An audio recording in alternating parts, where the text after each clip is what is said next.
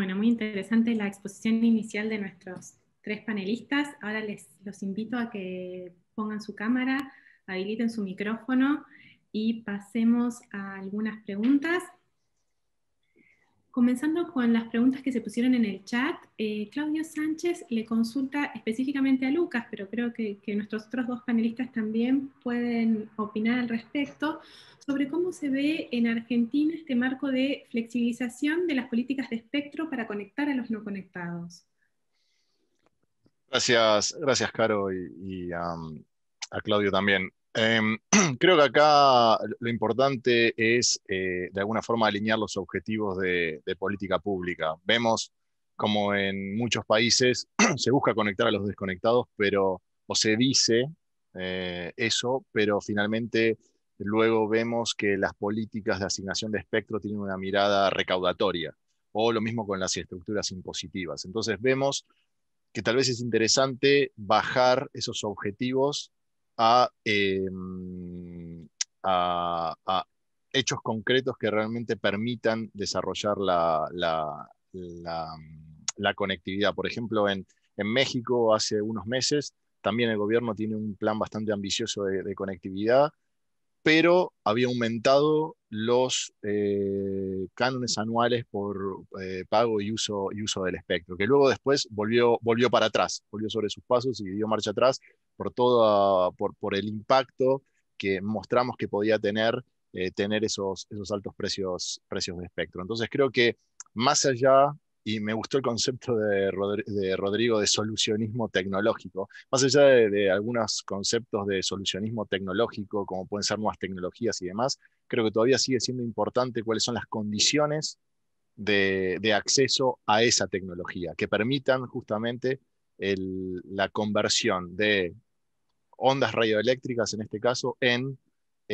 conectividad. Con lo cual, ahí mi reflexión es, cuando llegue el momento, eventualmente, de la asignación de espectro y demás, bueno, ver las condiciones sobre las cuales se hace para que la inversión se canalice justamente en conectividad y no en pago de fees o de derechos.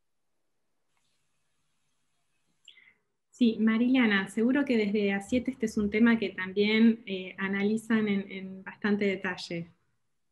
Sí, muchas gracias, Carolina. Importante señalar, creo que aquí hay varios aspectos. La política de espectro debe ser acompañada por políticas que sean integrales y sostenibles. O sea, estamos en un solo mercado. El espectro es uno de los componentes, pero hay muchos otros.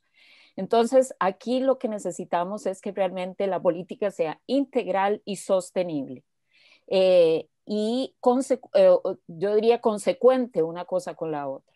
Entonces no podemos esperar que aunque yo flexibilice la asignación de espectro, ¿qué pasa con la inversión? La inversión la tengo que soportar a partir de los mismos ingresos de mercado. Y si tengo los ingresos de mercado absolutamente topados y absolutamente restringidos, pues probablemente no pueda entrar en ese proceso del ciclo de inversión que requiere la asignación de espectro radioeléctrico. Entonces, creo que en Argentina tenemos que considerar que la primera solución para conectar a los desconectados es dejar que el mercado funcione correctamente, dejar que el mercado corra hasta donde sea posible, y donde no sea posible es ahí donde necesitamos la intervención. Por supuesto, el espectro es uno de los pilares fundamentales y podemos ver ejemplos que ya bien Lucas señaló en otras latitudes donde están prácticamente entregando el espectro para que se desarrollen redes, porque el espectro que no se usa es el espectro, es un valor que no se puede almacenar. Pero nuevamente, esto es integral, el mercado es uno solo, necesitamos soluciones que sean realmente sostenibles en el tiempo y políticas con P mayúscula, que tomen en cuenta la técnica, que tomen en cuenta las capacidades del mercado, que tomen en cuenta el acotar a los beneficiarios de estos programas de índole social, y de esa forma entre el conjunto de elementos puede realmente llegarse a hacer una diferencia.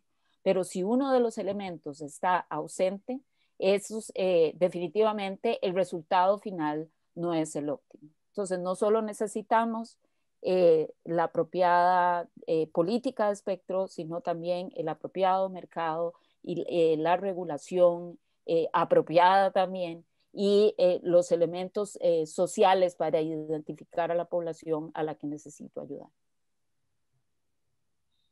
Muchas gracias, Mariliana. No sé si están leyendo el chat, pero hay una discusión sobre intervención del Estado, sí o no.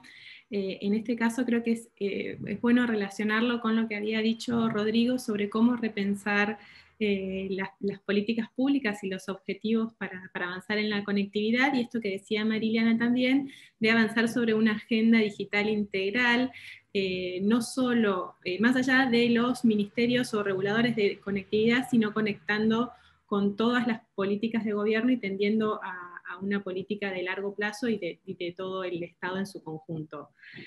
No sé si, Rodrigo, querés agregar algo sobre esta inmediatez a la que llamabas en tu discurso inicial para pensar estas políticas. Sí. Hola, un gusto saludarlos. Yo creo que lo que nosotros debemos reflexionar, yo creo que no es a partir de lo que hablábamos hace 9 meses atrás. Yo creo que el escenario que nos impone, de verdad, estoy convencido, quizás todavía no tenemos conciencia de lo que va a significar lo que estamos viviendo en términos de los efectos e impacto del COVID en una dimensión que yo creo que los estados y los gobiernos aún están diseñando para salir rápidamente del paso. Pero va a haber un quiebre, y un quiebre fundamentalmente social. Y la pregunta, a propósito de la discusión del chat, es cómo el Estado se ajusta nuevamente a este nuevo escenario. No puede construir una mirada a partir de la arquitectura y del esquema habitual. Tiene que necesariamente repensar. Y para nuestro sector es necesaria conceptualizando una transregulación, ¿no?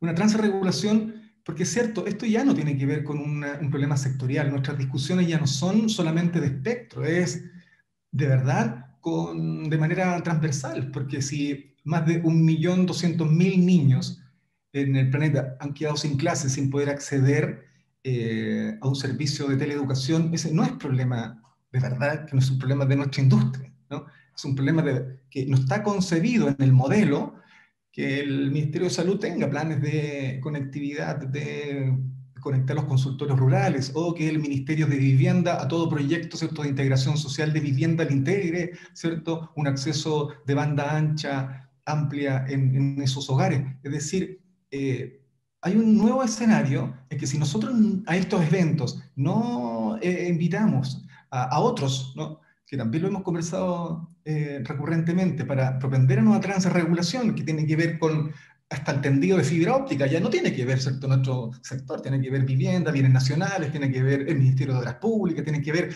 5 o 6 ministerios, más el alcalde, las ordenanzas municipales, la normativa, en fin. Hoy día en Chile, ustedes saben que la sobre burocracia, y debe ser uno de los más rígidas leyes de antenas que hay en América Latina, cualquier despliegue de infraestructura demora 1 año, 4 meses. Casi 3 semestres en que yo pida solicitud y me la autoricen para poner cualquier sistema radiante y para cualquier despliegue de fibra óptica. Hoy día, en la pandemia, bueno, otro problema nuestro es no tenemos una smart data inteligente que nos permiten rápidamente, cuando alguien nos dice, ¿sabe?, que hay problemas de brecha y hay problemas de cobertura, de calidad, poder atender, porque tenemos todavía un problema de acceder a una smart data inteligente.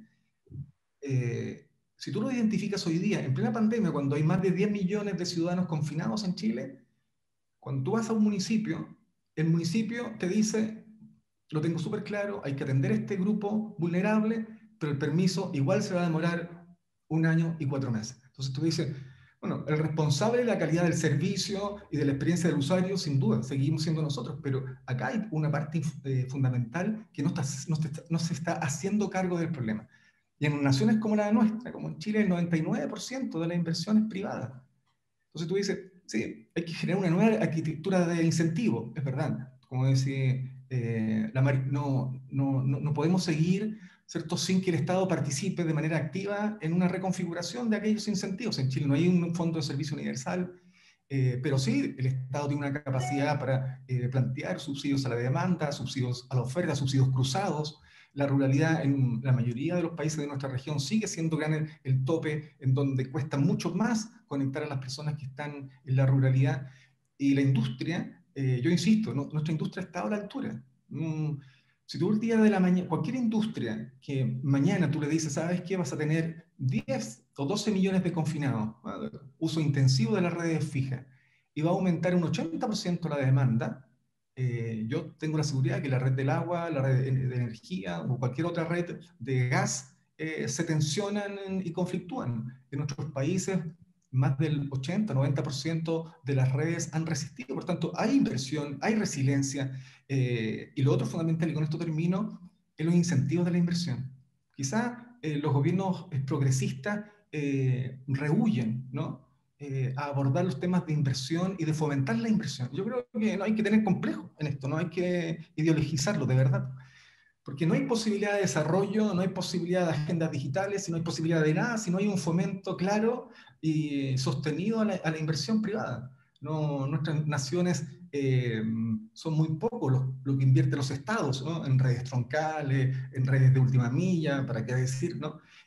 Por tanto, cualquier política que tenga que ver con el fomento de la inclusión digital tiene que, como primera, ¿cierto?, como base habilitante, la promoción de la inversión. Y ahí yo creo que muchos estados progresistas de nuestra región deben un poco de abordar el problema y le asignan al Estado un papel que es relevante, pero hoy día fundamentalmente tiene que ver con abrir los espacios de una transregulación que permita la inclusión de los ciudadanos que se están quedando atrás. Muchas gracias, Rodrigo. De hecho, me diste el pie perfecto para hacer el link con la pregunta de Agustín Garzón para Lucas, que analizaba cómo ve el estado de las inversiones en el caso de las nuevas regulaciones en Argentina y qué problemas a futuro se podrían llegar a generar en relación a incentivos a fomentar la inversión privada, sea de empresas grandes o empresas pequeñas, ¿no? En este caso, en el chat se habla mucho de la diferencia entre las empresas grandes, las pymes y cuán diferente es el rol de lo que conectan, que en efecto es diferente, pero en todo caso si hablamos de incentivos a la inversión privada en diferentes escalas. Lucas, ¿tenés algún análisis sobre cómo puede impactar esto en Argentina en particular?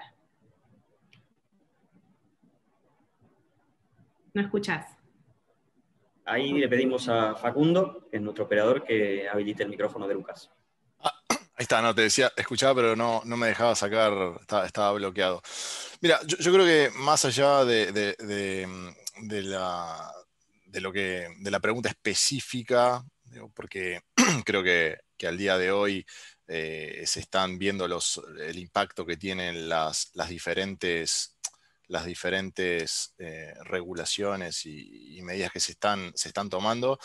Creo que lo que vemos no solamente en la región, sino en el mundo, es el hecho de generar incentivos para desplegar mayor conectividad, y esa mayor conectividad viene a través de las inversiones. Por ejemplo, Europa tiene el fondo de recuperación, ¿no? donde ellos quieren volcar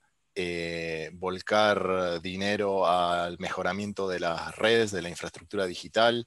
Creo que empezamos a ver también nuevos paradigmas en lo que es la llegada de la tecnología en diferentes áreas transversales. Como decía Rodrigo, hoy por hoy no existen o no están concebidos dentro del modelo el tema de telesalud o de teleeducación, o mismo también hasta hace hasta antes de la pandemia, el tema de lo que era el tema de Big Data, por ejemplo, era un tema que no estaba tan considerado, y después vimos que con el Big Data se podía, por ejemplo, se podía usar más eficientes los recursos limitados de la economía, tanto del Estado como del sector privado. Con lo cual, mi redondeo a la pregunta de Agustín, y llevándolo más a un terreno general, no solo de Argentina, porque vemos que la región está inmersa y el mundo está inmersa en estas nuevas discusiones,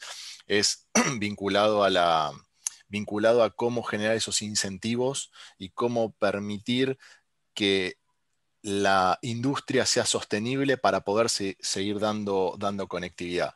Recordemos que solamente hay conectividad si hay un músculo financiero y hay un know-how que puede convertir ondas radioeléctricas que no tienen sentido en conectividad, o el soterramiento de la fibra óptica y demás. Entonces, creo que eso es lo que estamos viendo en general en la región y en el mundo. Bueno, muchas gracias, Lucas, por tu respuesta. Hay también una nueva discusión en el chat sobre el rol de la inversión privada, el rol del Estado y cómo las empresas públicas como ARSAT pueden señalizar algún precio en el mercado, o en este caso bajar el precio del mega en determinadas regiones, y cuál sería el rol de estas empresas públicas. Pero no tenemos mucho tiempo, así que me gustaría cerrar con alguna recomendación o política específica, o caso de estudios un caso específico donde ustedes digan, bueno, estas políticas fomentan a la inversión privada o complementan, el Estado complementa y conecta donde los privados no llegan, sean privados incumbentes o sean privados pymes, o donde el Estado ayuda a las pymes a llegar aún más a los sectores lejanos del interior, donde conectan.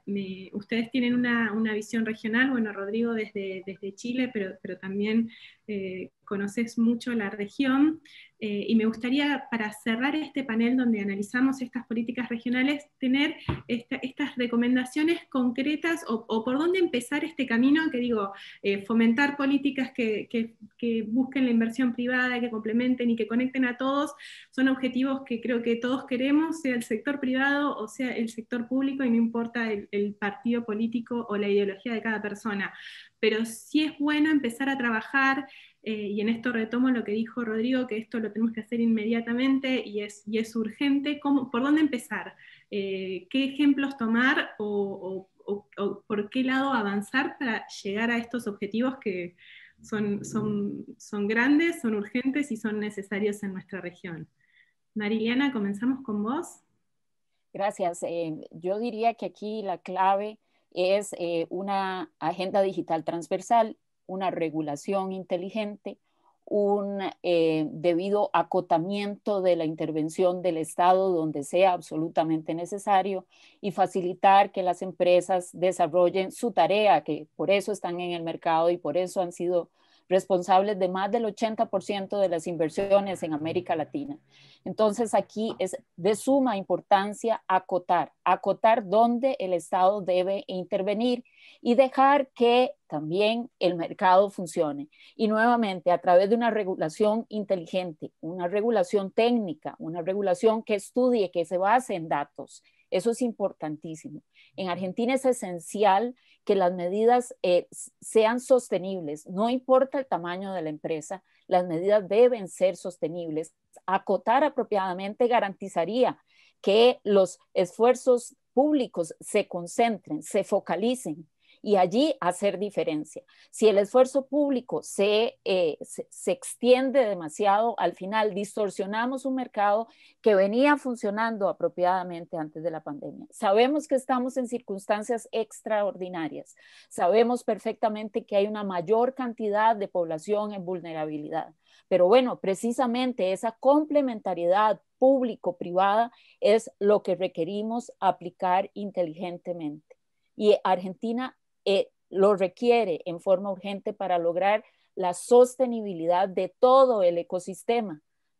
De todos los tamaños de empresas requieren que eso realmente se logre identificar, y la regulación, nuevamente, la regulación cambió, el mercado cambió, y es momento también de aplicar ese cambio efectivo en las medidas que se tomen, sobre todo en estos casos en que estamos hablando de, incluso adicional al problema de la pandemia, un problema de tipo macroeconómico que influye notablemente en las capacidades de inversión y en la necesidad realmente de buscar soluciones conjuntas. El diálogo es esencial hoy más que nunca y la complementariedad entre el Estado y el sector privado es también esencial. Uno solo de ellos no puede solucionar el problema. Y aquí es necesario la apertura total, el diálogo y dejar que el mercado funcione.